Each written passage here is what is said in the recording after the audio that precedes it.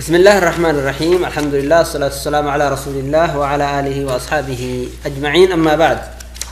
وبليوان كي يكبجمو بقنا جهان دفتن سنين جتّا أسرت وان ولي دبر سنو فيسبوكي أكتّ أمنو جتّورا فيسبوكي أكتّ أمنو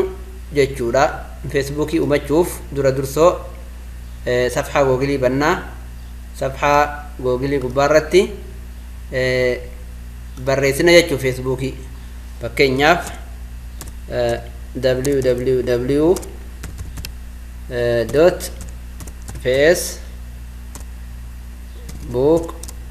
facebook.com jedhaani achiin booda irratti dhaha jechuu erga dhaheen booda asirratti rukutaa safhaa tana irratti rukutee eeggadha jechuu hin eeggadha asirratti naa dhufaa jira. ايوه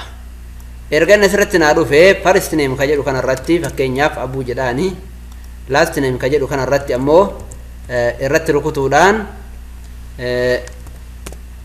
ايمن جدان جچو ايميلي كيا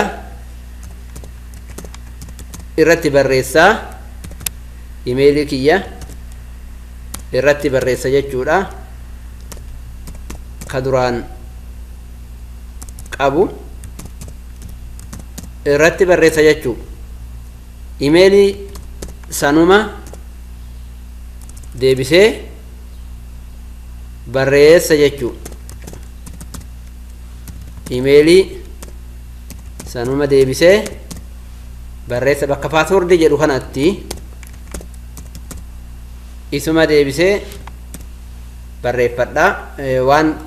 filadhe keessa filadha waggaa ka jedhu kan ammoo yookaan ji'a jedhu Febraarii godha fakkeenyaaf Jaanuwaarii godha jechuudha ji'a keessatti ladhadhe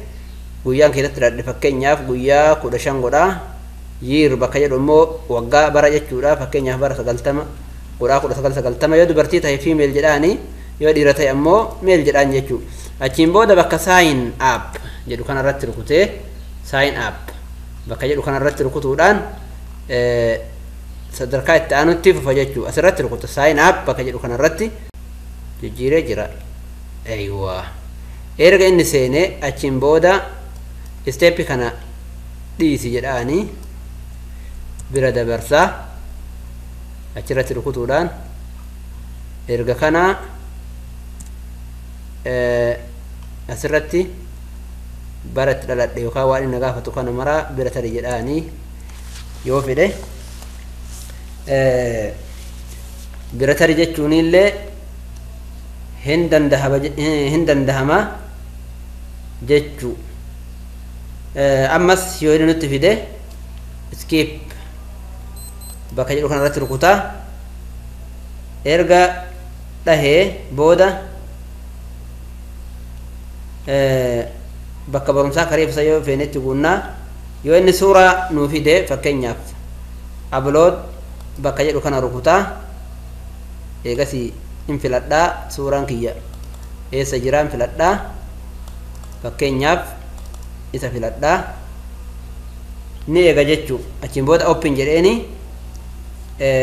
rukutee booda save and continue bakka jedhu kana irratti rukuta jechuu save bakka jedhu kana irratti rukutaa yoo inni gara iimeelii nu erge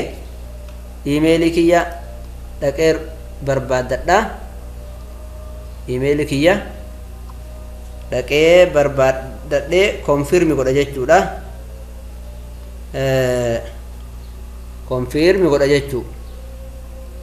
yoo inni gara imeelii na erge imeeli kiyya dhaqee konfirmi godha jechuu aywa complete na godhi jechuu isaati asirratti rukutee konfirmi godha jechuu akka kanaan booda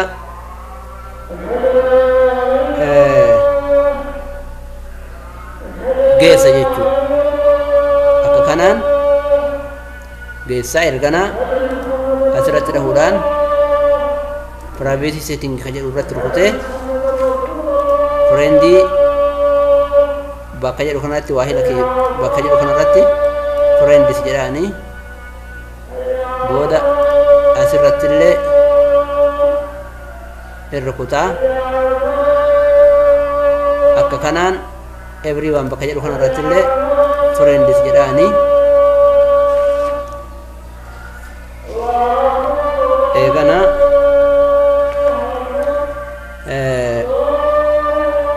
yoo inni bootaa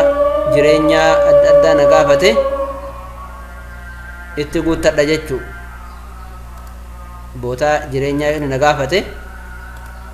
itti guuta jechuudha akka kanaan keessaa baha jechuu waan hundaa asirratti ilaalaa username itti guuttadha emailii keellee akkana naan jedha username kiyya fakkeenyaaf na yoo inni fide irratti guuttadha abuu akkana jedha kun na guutee jira jechuudha karaa kanaan guuttadha jechuu karaa kanaan guuttadha achiin booda yoo geesse sign out jedhee keessaa baha sign out jedhee keessaa baha akka kanaan feesbuukiin geeffama jechuudha jazaakumullahu khayran warra khayriif itti fayyadamee waan itti fayyadame dalagaarra ulfata rabbi nu haa taasisu nagaatti isiniin jedha wassalaamu alaykum warahmatullaahi wabarakaatuh